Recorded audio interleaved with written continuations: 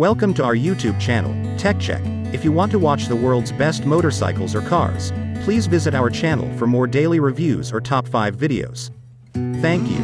Our review today is about the Low Rider S. The video gets better and better, so stay until the end.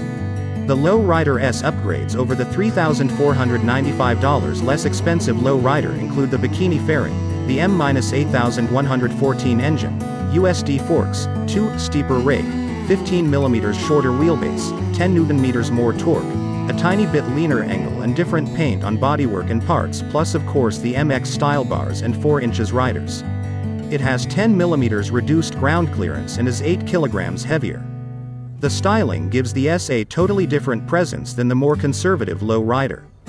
Both look good. I prefer the S but would go for vivid black over Barracuda silver.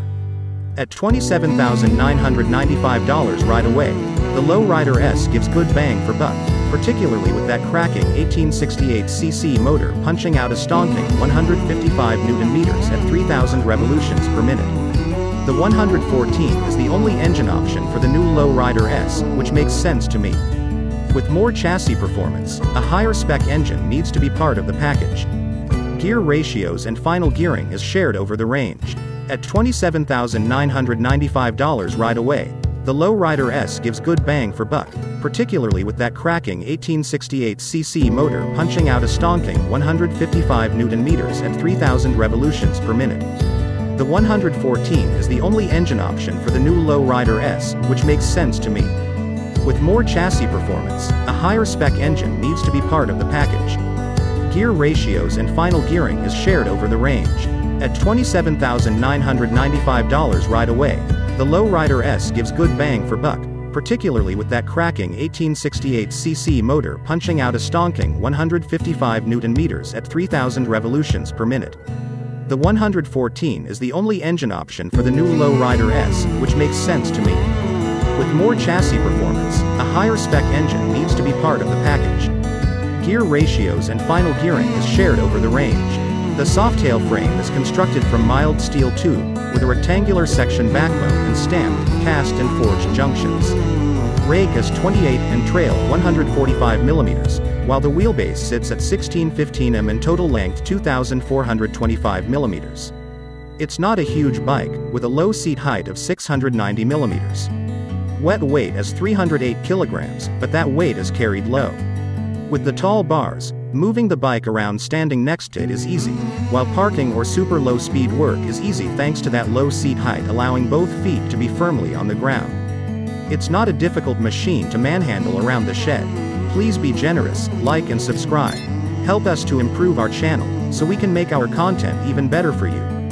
We work every day very hard to create these videos for your entertainment. What's about the ride? Once on the move, that 308 kilograms falls away more than it would on a bike with a higher C of G. The mass centralization combined with the steep steering angle and tall, wide bars, makes the Low Rider S super easy to handle in traffic and during the urban crawl, as I found out heading home to the coast from Harley-Davidson, Australia, in Sydney. The mid-mount pegs really help here, too. Throw in a light, smooth action cable actuated clutch and a slick gearbox in the LRS is a pleasure to ride through the suburbs. It's a hell of a lot more fun out of town though, as I soon found out. The ride position of the Low Rider S has polarized motorcycle journalists around the globe. Personally, I find the ergonomics comfy, and I like the foot peg position. Many find it too cramped. Perhaps it is my sports bike background. Even though I am tall at 187 centimeters, I really like the position of the pegs. I would not want them any further forward. I like to be able to use my legs to help steer a bike, support my weight over bumps, shift my weight for cornering and braking and so forth, and the mid-peg spot the LRS has is spot on for that. The pegs are vibe-free, rubber-covered, and they fold up when they deck out, which is a big plus for a cruiser. The reach to the bars, for me, is natural, with a slight bend at the elbow, and the width helps muscle the bike and take advantage of the steering geometry. The seating position is bolt upright for me. The controls fall easily to hand, while the switchgear is standard HD stuff. I can't stand the indicator switches on Harleys. They need a click or something more tactile when pressed to help communicate whether they are on or off. I find I must look at the idiot lights, which are small. I also find that more often, then not I'm trying to blip the throttle for a downshift or get on the gas for an exit at the same time. I need to be indicating with the right hand button, so give me conventional left bar switches any day. The clocks are mounted centrally on the fuel tank, which incidentally has one fake fuel cap, and are in a spot that is basically a pain in the neck, literally. Considering there is huge black area of emptiness behind the bikini fairing, I really scratch my head as to why the Lowrider S doesn't have its own fairing mounted dash. For the extra money over the Lowrider, it should have been done. It looks unfinished and is a real talking point. I lost track of how many people ask me about the empty space. The LED headlight housed in that fairing, however, is pretty good and does the trick at night.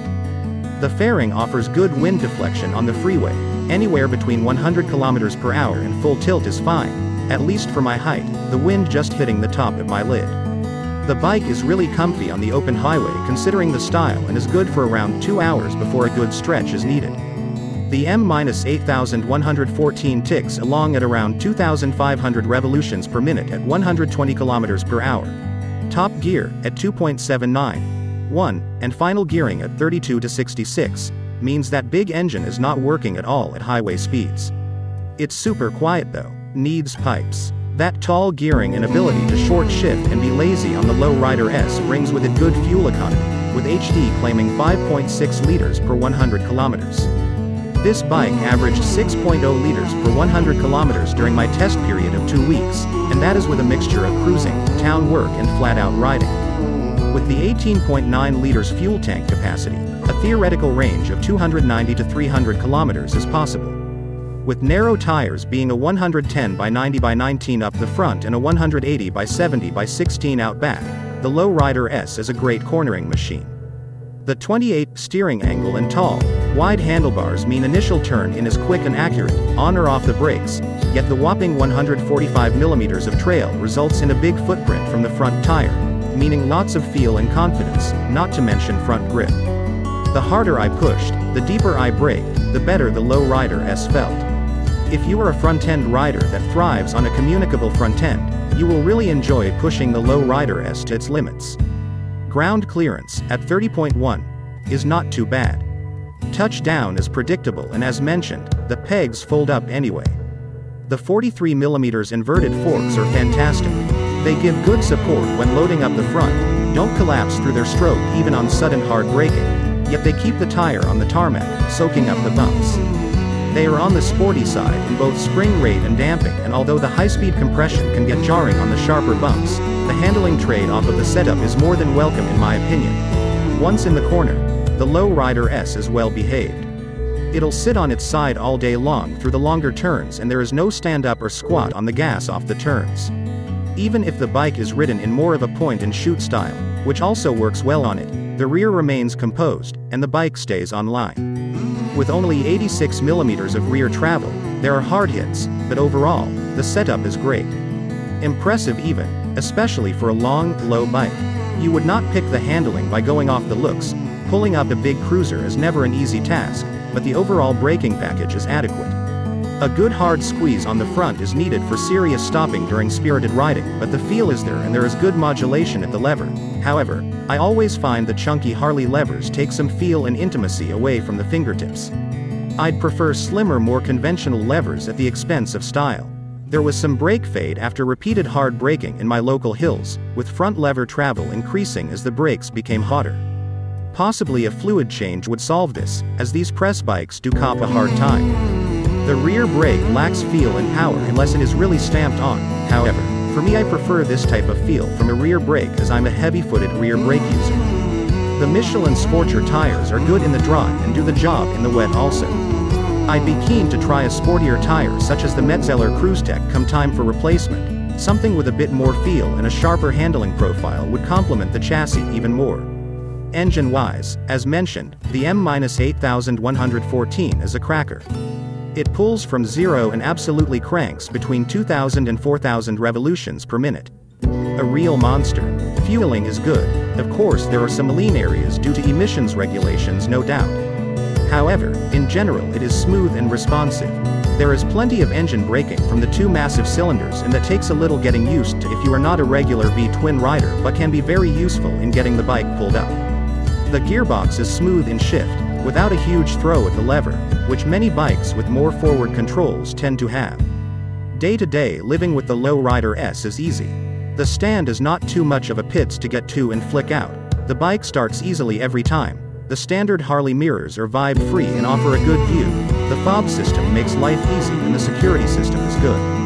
Service intervals are 1600 km then every 8,000 kilometers, which is quite frequent these days, but in saying that, this is a premium product and owning any premium bike comes at a price. Finish and quality is exceptional on this bike, so I'd imagine it will retain its value for a long period. Living with the Lowrider S as a daily rider for a few weeks was top fun. I didn't want to hand it back, but I left Harley on a road glide special, so I can't complain too much. I suggest that if you are in the market for a performance cruiser, the Lowrider S is worth a decent test ride, not just around the block. You need to get out of town and find some corners. A great bike. Harley-Davidson FXLRS Lowrider S specifications. Price. From $27,995 right away. Colors. Barracuda Silver, Vivid Black. Warranty. 2 years unlimited km. Service. 1600 km then every 8,000 kilometers. Claimed fuel consumption. 5.6 liters per 100 kilometers. Claimed torque. 155 Newton meters or 114 pounds ft at 3,000 revolutions per minute. Wet weight. 308 kilogram. Fuel capacity. 18.9 liters. Thanks again for watching. We hope you liked our video today. Please do us a favor and like and subscribe for more daily reviews and top 5 videos. Tell us in the comments which topic you want to see next. Maybe we have it already in our gallery, like top 5 cruise ships or helicopters. See you tomorrow. Donald from Tech Check.